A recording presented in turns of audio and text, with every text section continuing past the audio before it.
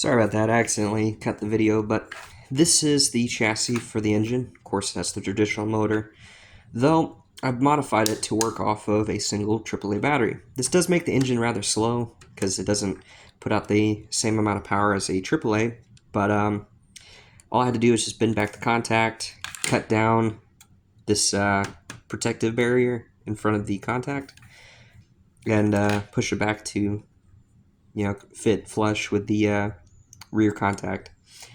To make it to where it fits through the top switch hole, I just simply bent it at the base, the switch, and then bent it, I'm not sure what angle, but to where it lined up perfectly with the center of the support beam structure right here. So it can still, move fluidly back and forth, but also fit to the cab. Now, you may be wondering what modifications were made to the base of the chassis to allow it to fit. Effectively, right before the screw holes, as you can see, there's little references of where they used to be. I just took a hacksaw, cut it down through. It is rather, I guess you could say, unpolished. Again, this is all just really experimentation, but I did the same with the front, trying to make sure it aligned just about correct with the edges of the chassis and the screw hole, as you can see. Then I melted down the top of the screw hole, so there's a little bit of a seam so that the screw can hold on still. You can do this by heating up a small blade, such as an X-Acto or something similar with a lighter. I don't recommend this, honestly, because it can be kind of dangerous if you're younger and you're not really experienced with tools. But if you do want to do this, have parental supervision. I highly recommend using the right equipment, safety glasses, gloves, anything that will keep you from getting harmed, because although this is fun, no Trackmaster engine is worth getting injured over. Let's just put that out there. And then, yeah, that's basically it on modifying the... oh, well, actually, I forgot. I took another contact. You can find these within the classic motors of like the older Thomases. This should be connected to the front of the cab motor. Basically, I bent it down, I drilled a hole through the side of the contact, and put a screw through it. And this acts as the clip to clip through the back of the body shell, as it would on the Trackmaster 2 chassis. But yeah, I screwed it into place and then glued it into place. And as you can see, I also widened the hole on the coupler and slipped it around the mounting post for the motor. So it's firmly stuck in place. It can't articulate, but it's closer to the body shell, which is kind of a plus.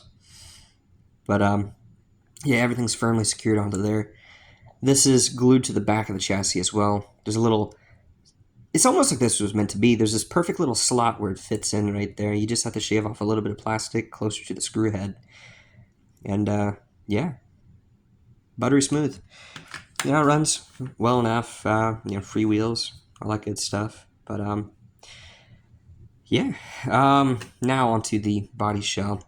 Of course, I had to remove a good percent of plastic from these internal support beams, as you can see, up at the front as well, because it kept making contact with the front of the motor block.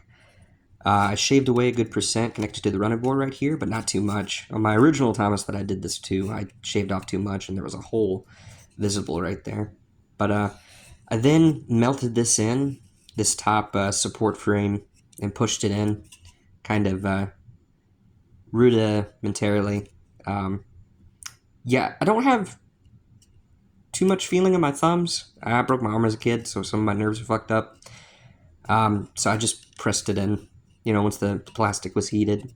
Not bubbling, of course, because you don't want the boiler to, fold in. But just enough to heat this up so I could push it in.